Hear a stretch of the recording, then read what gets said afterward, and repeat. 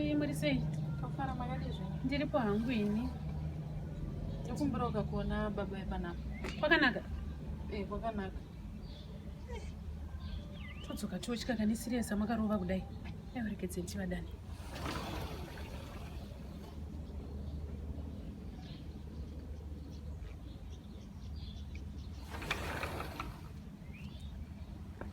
Kwakanaka ere? Hakuna kumbonaka. Ndadzingwa kumba mameseji ataitumira naye akazoonekwa. Mameseji ane basa rei? Yesu. Kozvari mashure akabhoiliswa. Ndatoti pamwe muchatoramba. Mameseji seiko naivo? Mimi nyararai handakuyozotaura. Aiwa handinyarare. Ndosaka mazoona makaisa password pafoni yenyu. Ndozvamaitira kuti musenderane mameseji nemi maimi. Maimi amunyare. Makafumuka sekunze kwemusha. Mameseji eya mangasenderane nababa wako wangu. Chicha izvozvo chiri kunyatsoitika ndichinyatsondiudzai. Ndiri kurota ndiri kuita sei pano? Ndaingokomentawo masuro dzavo saka meseji yacho yakabva yaonekwa nababa vekwangu. Hezvo.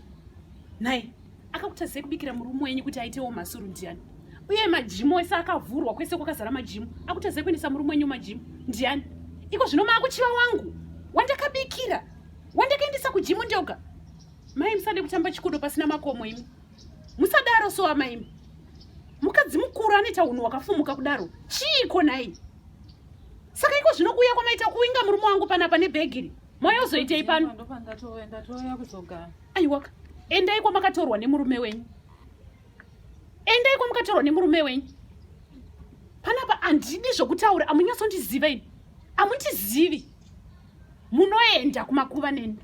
Munoenda kumakuva neni antombodi zvakadaro ini. Siyane nemurume wangu tachigara tichifara panapa makuda kuyozodzonyongedza ufaro rwenu. Amai dzokerei kumba kwenyu. Mapana kwandiri kuenda.